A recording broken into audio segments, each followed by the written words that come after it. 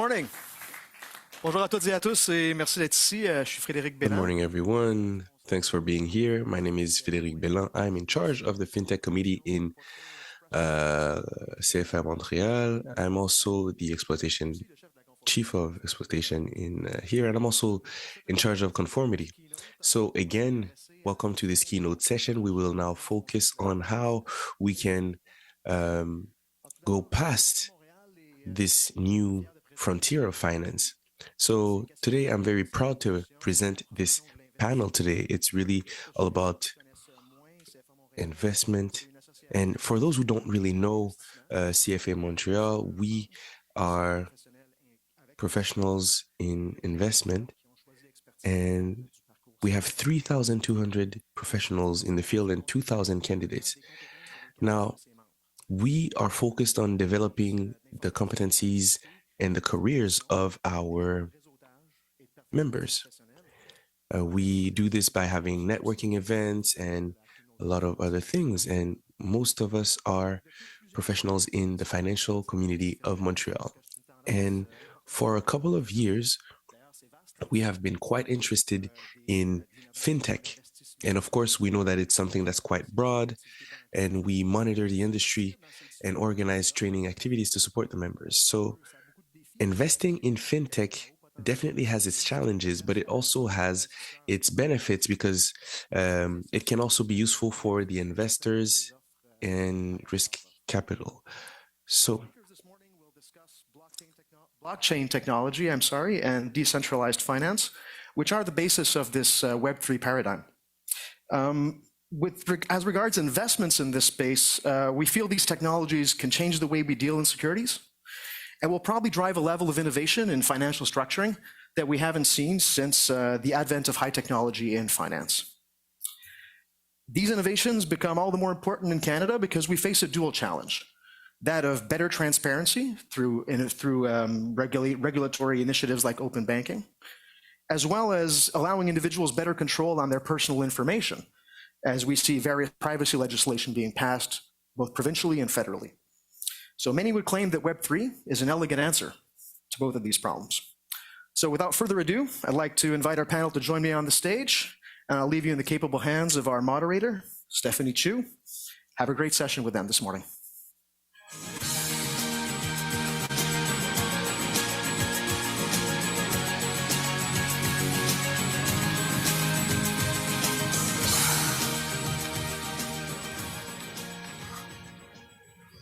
Thanks everybody for joining. I'm Steph Choo. I'm a partner at Portage. I lead both our Fintech and Web3 investing.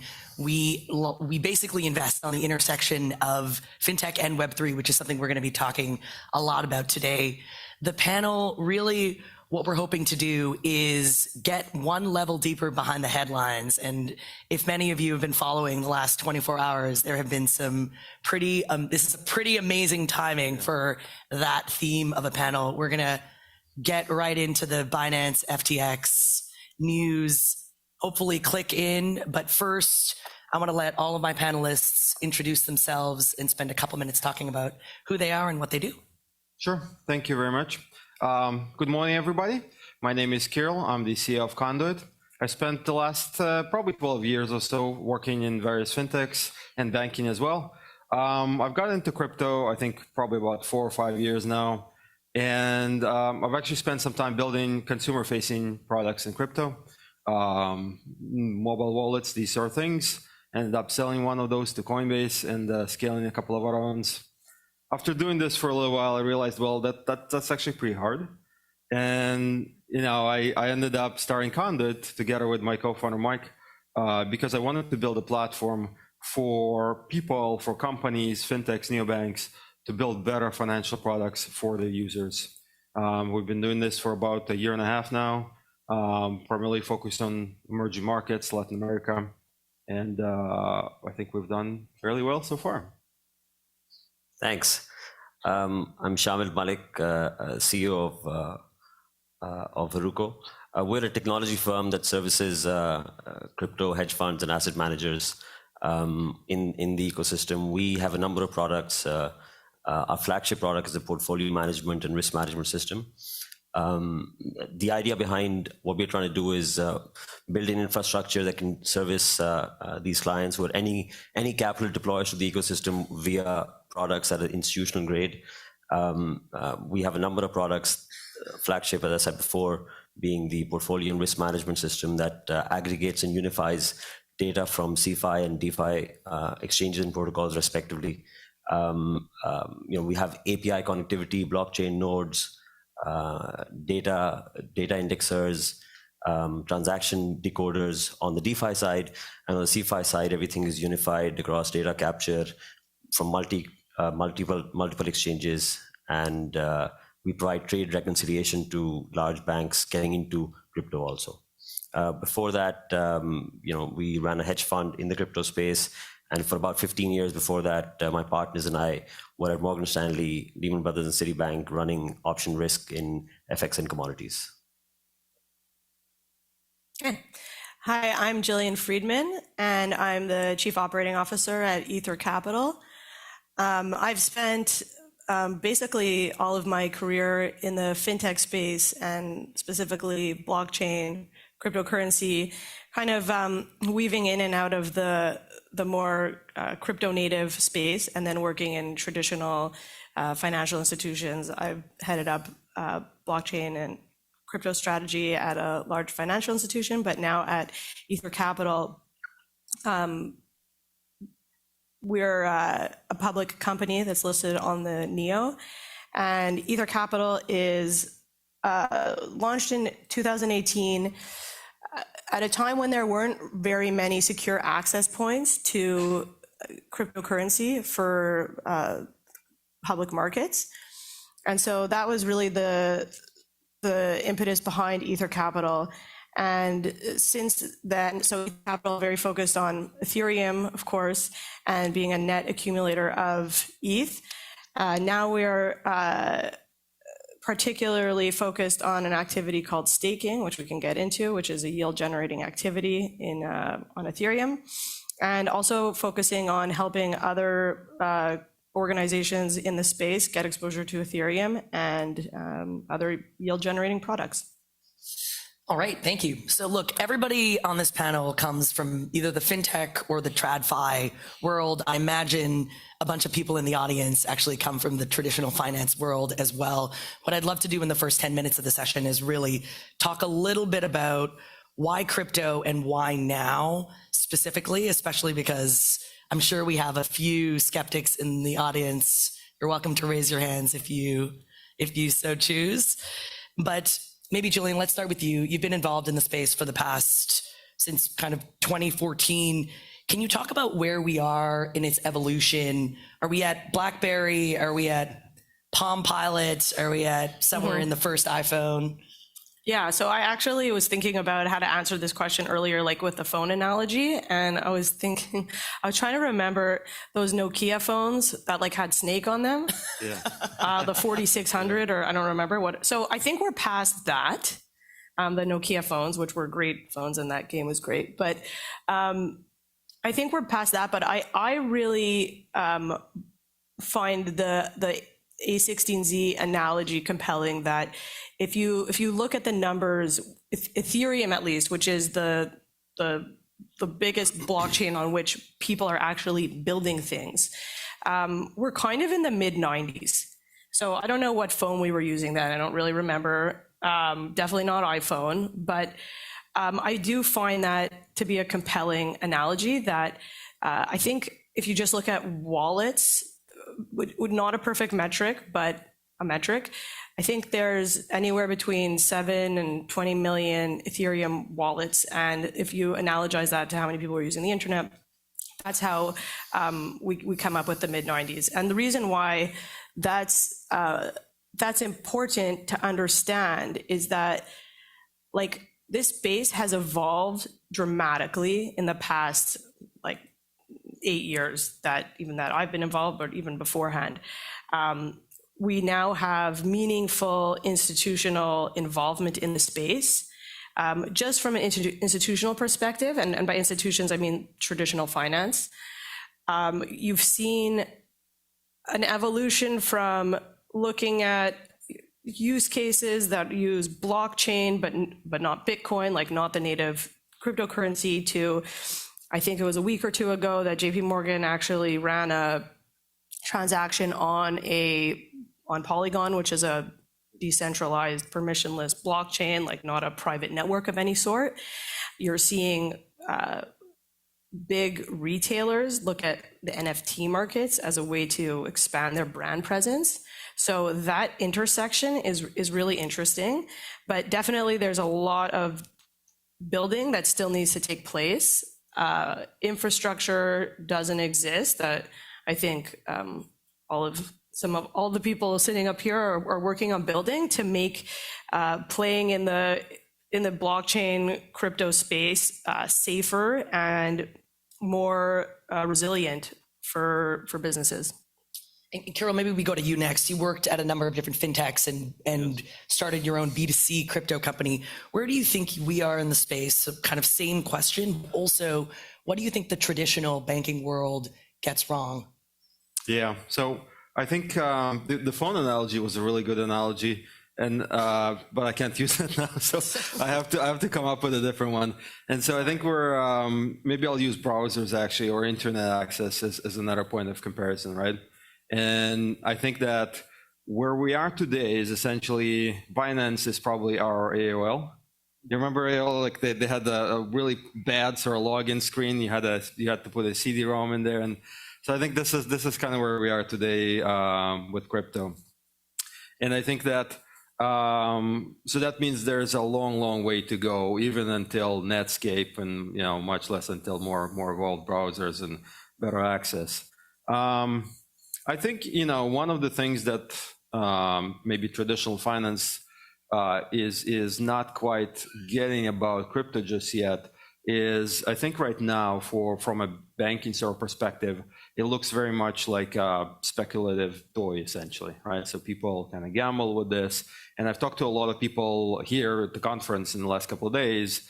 They're basically saying, we don't actually want our customers to have access to crypto because it's too risky. We don't want to expose them to that. And I definitely see where they're coming from. I completely understand that. But I think the part that's missing there, there's at least two parts to this. And one is, as Jillian mentioned, right, there's actually a cost efficiency benefit to be had here, right? As JP Morgan was showing with an IVA loan, right? Running transactions on essentially on DeFi is probably about 10 times cheaper, more efficient. So there's one aspect to that.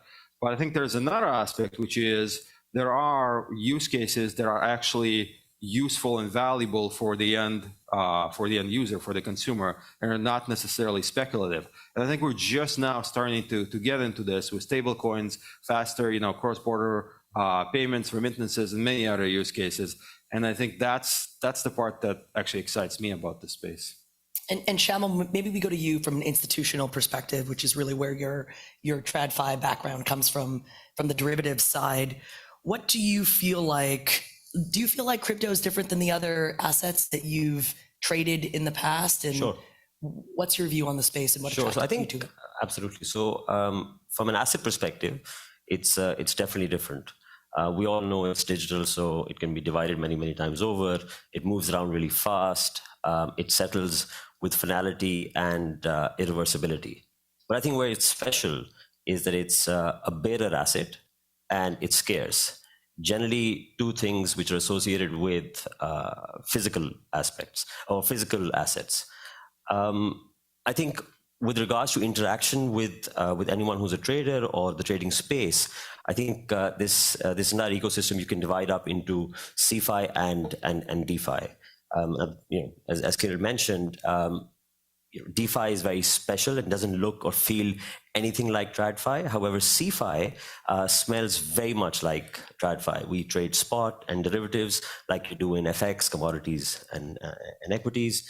On exchange, you do the same on OTC. The more adventurous also do exotic derivatives. Now there's a big market developing in the Middle East and Asia, trading barrier options and TARFs and whatever else we did in FX before. And I think the way people think about trading in this space is somewhat different, because when we traded TradFi, mainly traders would look at market risk, because credit risk was something that was in the background and dealt by someone else. I think in this space, those issues come more to the fore. They came more to the fore 6 months ago. They came more to the fore earlier this year. And I think over the last 2 or 3 days, they've become more to the fore. And more often than not now, you hear words like custodian, prime broker, clearinghouse, venues. And if you think about how the exchanges developed in this space, a lot of those roles were taken by the exchanges. And as a result, to some extent, we were creating a more centralized ecosystem even than TradFi. So given that market structure in mind, I think there is a massive role for regulators in this space, because there is an element where the regulator needs to step in and enforce some contracts by law, and appreciate that CFI is very similar to TradFi, but doesn't have the same checks and balances that we've become used to over the past decades on the TradFi side. Just quickly moving on to DeFi, I think within the asset class, DeFi is very much a different beast. If you just look at custody, for example, being a bearer asset, custody in modern securities is simply a digital record on a centralized database with foolproof or no theft to consider. However, in this space, you basically need physical custody and really innovative technology to deal with that, because essentially finders are keepers in the space. So we have a long way to go in understanding how DeFi interacts in this space, and I think regulation for CFI will make it so that it starts being treated like a lot of assets that we've seen on the TradFi side, in particular commodities in the early or late 90s. So I just want to add something that I wanted to mention, just bringing up like where we are in crypto today, just an interesting number. Ether Capital is part of this association called the Canadian Web3 Council. There's like a number of different blockchain crypto related businesses that are involved. And we commissioned a poll with Nanos. And one of the really powerful stats that came out of that is that 1 in 4 Canadians, either directly or indirectly, hold crypto. That's more than have RESPs. And so for traditional players that are thinking that like, first of all, this is not a trend. This is here to stay, but also just in terms of adoption of the broader retail investment market, like this is happening. And I think the industry has a choice to either let those access points for the Canadians that want exposure to crypto to be exchanges that may or may not be regulated, or more responsible access points that have the appropriate consumer protections in place. So anyways, that was just the one stat that I find very interesting. Yeah, and like I think at its height, globally, we're talking more than 100 million wallets open of just Bitcoin and ETH. So this is, whether or not others like it, I feel like it's captured the zeitgeist of investors or retail consumers, I should say, everywhere. Like, speaking of unregulated exchanges, maybe the news that has broken in the last 24 hours that I think everybody's probably wants to hear a little bit about is the FTX Binance news. Maybe, I think in many ways, this can kind of be read as, we were just talking about this in the back, but potentially the Lehman moment of this year. It's certainly been already a banner year for headlines. I would love to get your view. Maybe we start with commentary. I think this has been fodder for some of the skeptics in the room to say this is the crypto contagion is all real and everything is pretty interconnected with some questionable risk management processes. And so I'd love to hear your feedback on kind of what you think happened and what this means for the space going forward. And does this impact your view on where we are, or how excited you are about being in the space? Should somebody take a stab at just explaining what happened for those who may not know? Although Twitter is still trying to figure that out, but Yeah, I mean, look, a lot of things that happened in this space, I think, have less to do with crypto and more to do with established practices that we had or have been used to in the TradFi space didn't work. So if we go back a few months and go back to Celsius, for example, Celsius wasn't a DeFi problem. Celsius wasn't a crypto problem. Celsius was your all-important asset liability mismanagement or mismatch risk management problem. You were lending at 3, 6, 9 months to generate yield, and you were allowing your borrowers to ask for their capital back overnight. So you had asset liability mismatch, which was essentially a Celsius problem. What happened here, I think, goes back to what I was saying before. DeFi is you taking smart contract risk. There are no T's and C's. There's no fine print. There's only fine print on contracts where you are dealing with CFI, which is like brokers, dealers, investment managers, exchanges, custodians, people we're used to dealing with on the TradFi side.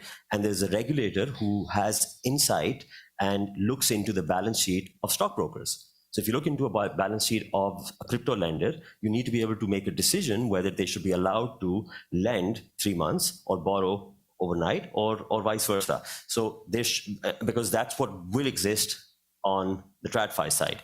Similarly, I think retail protection is something which is well understood and should be regulated. I think what's also important to understand is that if you're dealing with smart contract risk on one side and contract risk on the other side, one of them will be ruthless in its execution, and the other one can actually stop withdrawals, like we saw in the case of FTX, in the last couple of days. And again, if we go back to the last 24 hours, that's not a crypto issue. Actually, to some extent, actually puts DeFi into a much better light than CFI. It's an issue whereby, just to go into it, FTX had a token that made it easier for traders to get a discount of trading on FTX. That token was loaned out to another entity, which was a sister entity of FTX. It was a standard case of leverage upon leverage. So that loan of FTT was then pledged for collateral to take dollars out from other service providers in the ecosystem, including but not limited to FTX. So you had a loan on loan, very similar to a CDO squared. So what happened with GFC is triggered by CDO square. When sentiment was going up, no one really cared about it. But as sentiment starts dropping, and there's actually a seller of FTT who says, over the next few months, I'm going to sell $700 million worth of this, and there is an issue, where there's a low float relative to, the overall, dilutive value of FTT. You have contagion, and pretty much that's what happened. But I still think that crypto as a whole has survived really well without a central bank and without any taxpayers bailing it out. So, it could take heart from it, but, that kind of volatility is not easy to stomach. Maybe to build up on this a little bit. So, what we've had with Alameda is essentially a transparency problem, like as Shamyl, you were saying. And so what happened, as you may have seen, the balance sheet of Alameda was leaked, and traders discovered that they were over leveraged on FTT, which is the FTX token. Essentially, like this, to me, I think this highlights the importance of this moment, because just like you were saying, now you have this choice between CFI, which is today Binance, effectively, right? You have one choice, and DeFi.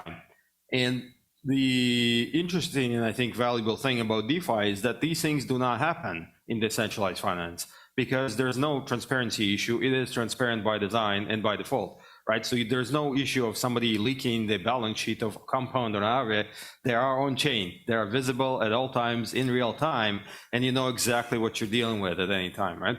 And so I think where we are today is actually a really interesting moment. That's a bit of a turning point, because you have essentially one centralized entity that you can choose to trade with or to interact with, or you have a number of decentralized, essentially smart contracts, code, right, that you can interact with instead. And I think that's going to drive a lot more adoption of DeFi, because this risk on the CFI side is difficult to quantify, right? You don't know what's going on there. You don't see the balance sheet. You don't know what's happening. You know, we had an opportunity to lend to Alameda, and we didn't, because it's a black box, right? And as long as it's a black box, it's just not prudent. It's unsafe, right, to deal with them.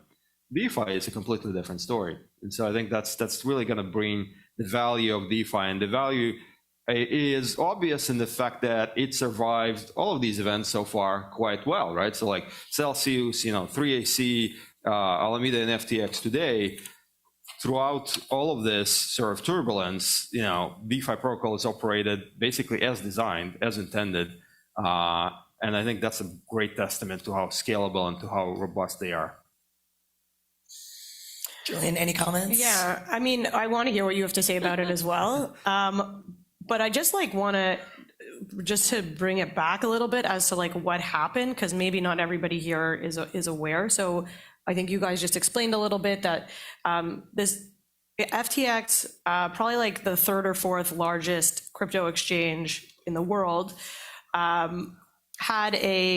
was really seen as the darling of crypto, of regulated crypto. The CEO, Sam Bankman-Fried, someone who is really front and center with regulators, with media, really, I think did a lot of positive to bring digital assets and the crypto world into the sunlight, into the daylight, and to just be an access point.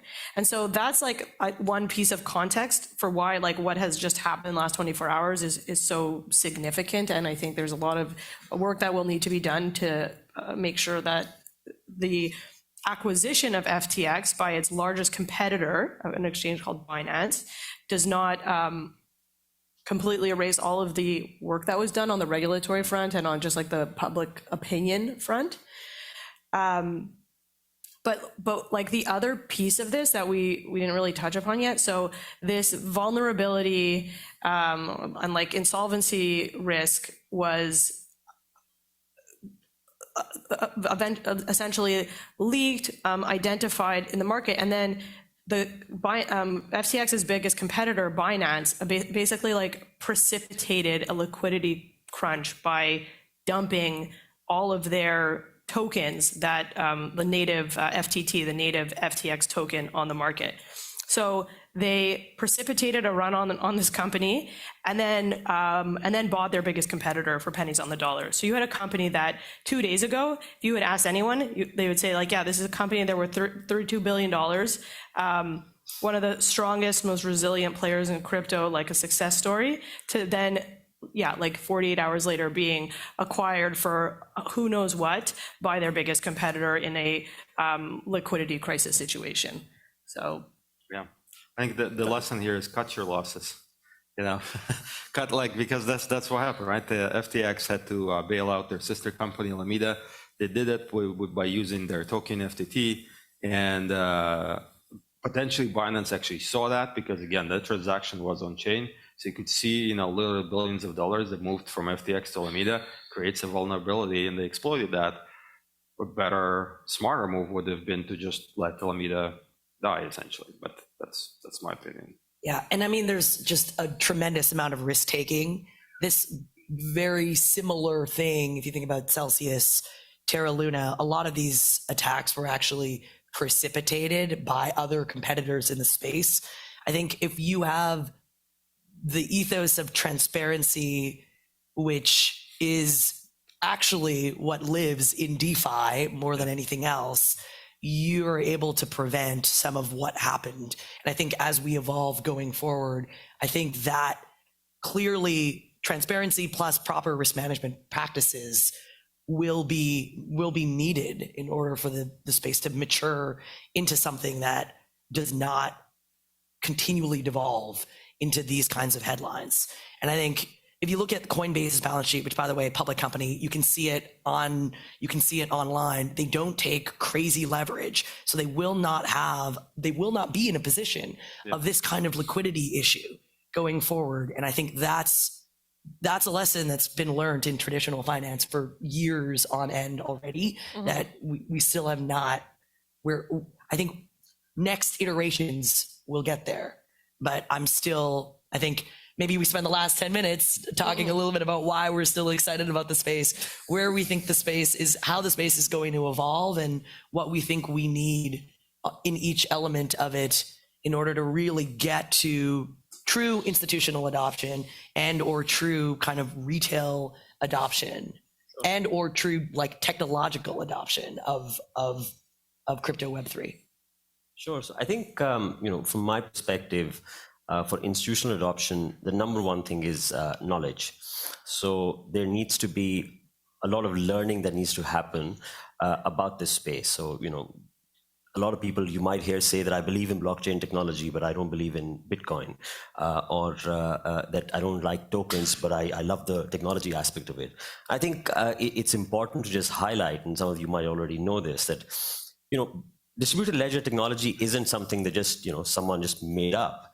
It's at the intersection of really academic research, from cryptography from mathematics, distributed system from computer science, and game theory from economics.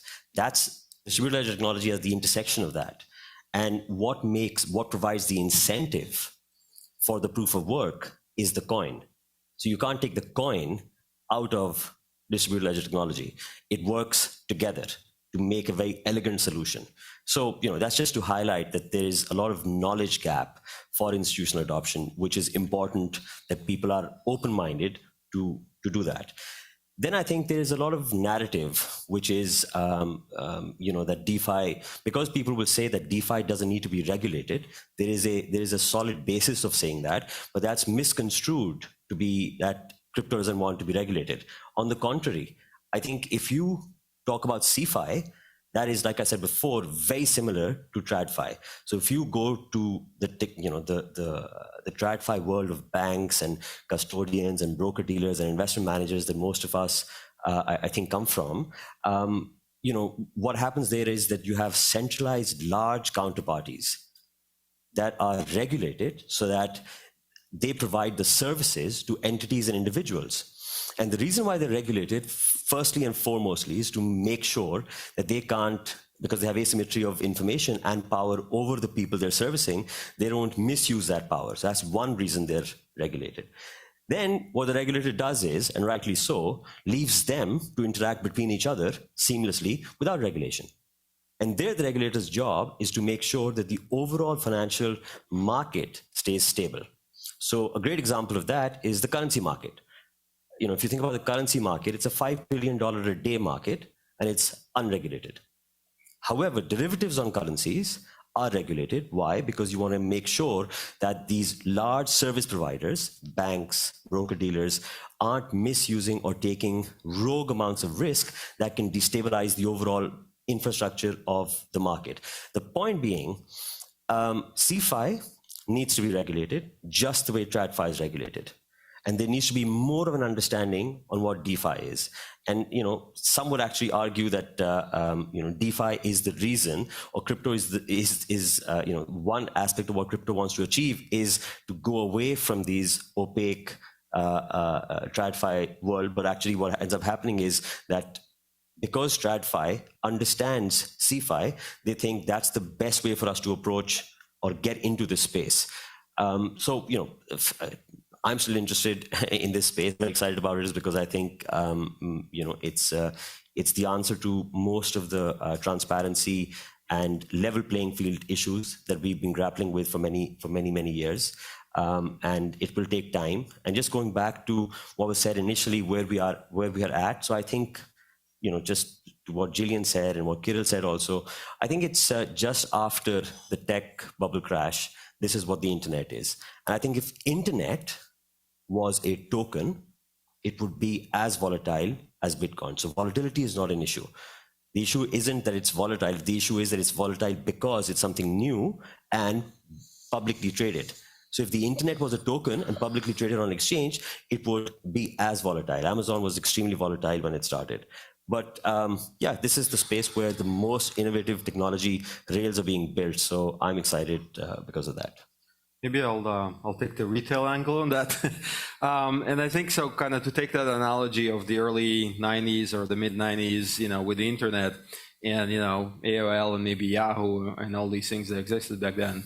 If you remember, right, back then you used to care a lot about things like your dial-up speed, right, 52 bips or whatever. Is somebody using the phone while I'm using the internet? Am I checking my email and then it gets disconnected and all these sort of things? You had no idea. No one had an idea that things like Uber, Airbnb, Amazon will actually exist in a few years, right? Because there's no way to foresee the future, but the technology layer existed already, right? And I think this is where we are in crypto. What I'm really excited about is the fact that at some point, honestly, probably most of the level 1 chains will actually sort of recede in the background, and there will be just this technology that will enable new use cases to exist. And so right now, you don't care about TCP/IP, you don't care about WebSockets, you just open it up on your phone, right? And you want a car, and it shows up right there.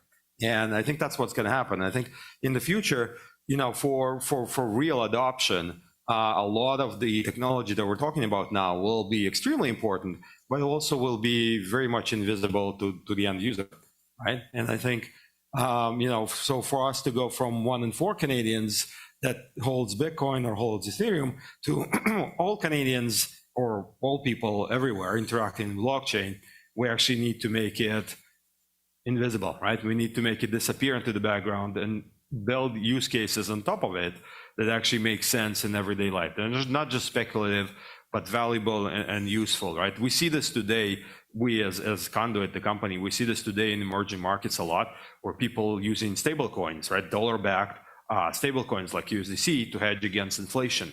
So that's not a speculative use case, right? This is something that actually helps them every day to save money and avoid, their local fiats devaluing essentially. And I think we're going to see a lot more of these things. And of course, there will be people just like there are today who are working on the underlying tech, right? The people are working on TCP/IP even today, and building AWS and things like that. But most customers will not be exposed to that and will not care about this at all. They're just going to be using an app that gives them tangible benefit in their everyday life. And yeah, it's going to be powered by Ethereum, but you will not know that. And that's what I think is going to drive real, true mass adoption. Jillian? Can you what are we answering to? Like, what's the question? What are you excited about as you look forward in the evolution of the space? Yeah, I think one of the things that's really exciting, and I'll bring it back to Ethereum because that's our focus. Started a couple of years ago, but a big milestone was reached in September called the merge. And so Ethereum transitioned from a way of validating the network called proof of work, which is the original structure put in place to validate these decentralized networks and make sure they run properly and make sure that they are there's no duplication of transactions, to something called proof of stake. And there's a number of really important and exciting implications of this transition from proof of work to proof of stake. But some of them include that now, one of the big complaints of public blockchains is that they're very energy intensive. Bitcoin often gets a bad rap for that. And with this transition towards proof of stake, which Ethereum is not the only blockchain network that's using proof of stake. We have I think something like 99.9% greater energy efficiency. I won't get into all the details of proof of stake versus proof of work, but essentially instead of burning energy in order to buy your access to validate the network, you lock up your ETH as collateral or your token as collateral as a proof of stake in order to validate transactions on the network. And in reward for acting as a validator and locking up your ETH, you can you generate yield based on that ETH that you've locked up. So we're really excited about this essentially new form of digital bond and what that means going forward. And it was just from a technological perspective, a massive feat that, wasn't covered really in mainstream media, but you had thousands of developers working globally in an open source manner to basically like change the engine of a plane while it was flying. The transition happened in a matter of seconds, and it worked and it went well. And what I find continually very motivating about working in this space is the level of developer investment in building things. Like, if you want to follow interesting metrics, don't follow necessarily the price of Ether or the price of Bitcoin. It's look at like how many people are building on this stuff, and it's a material amount of projects that are building, and so that's really exciting. And yeah, so that's what. Yeah, follow the talent. Yeah. And I have to say, the merge which happened, which was one of the biggest positive headlines, which was not covered in spite of all of the other coverage, the negative coverage that we saw this year, was a pretty amazing feat. It is like ripping out your core banking system at the heart of everything that you do, and doing it while still turning and keeping the lights on. And the technological innovation that needed to happen and work is pretty astounding. So follow the talent, and it's right now, I think we see as well from our perspective, lots of entrepreneurs, engineers, investors, all still very bullish on the space despite the bear market. I think we have time, we have a couple minutes left to take questions from the audience if there are folks that want to do so. Otherwise, I have one final question I can ask.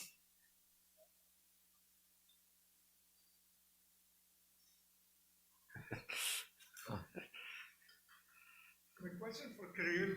Yes. The analogy you did at the end, at the beginning, right? So the major difference I see is that the internet always was built on layers that were standardized, like TCP, IP, etc., right? Yeah. However, what we see today in the crypto landscape is that we have multiple level 1 network to choose from. Do you see that as a major blocker for killer application that would follow the same as the internet, the same? Yeah, thank you. So good question. And in case folks didn't hear this, I'll just repeat it really quickly. And the question was about, is the fact that there are multiple competing level 1 chains on top of which that people can build on, is that a detriment to the development of applications, right, essentially? And so I think, again, going back to the internet analogy, at some point, probably in late 80s, I think I want to say, there were a number, again, I said TCP/IP, and there were a number of different protocols, actually, right? So there was one by AT&T, and I forget what it was called. There were a number of proprietary corporate protocols. There was one, again, TCP/IP, there was actually an open source. And so that, I think that situation actually, not exactly, but similar situation did exist with the internet early on as well. And essentially what happened is that the open source standard won because it was the easiest to adopt for people, and it was the easiest for people to build on, and they were not restrained by corporate, again, corporates or guardrails. And I think that's actually going to happen with the blockchain space as well, slightly differently in the sense that the chain that is the easiest to build on, the chain that's the most extensible, the chain that allows, the most functionality, which right now Ethereum and the level 2s on Ethereum are probably, really good contender for that, I think will eventually win. But at the same time, I also don't think it's going to be a winner take all space, right? There could be multiple chains that actually win, maybe with different use cases. But I think the best chain is going to be the easiest one for developers to use, essentially. All right, I think that's all we have time for today. But thank you to my panelists, and I hope this conversation was educational for some and hopefully interesting for others. So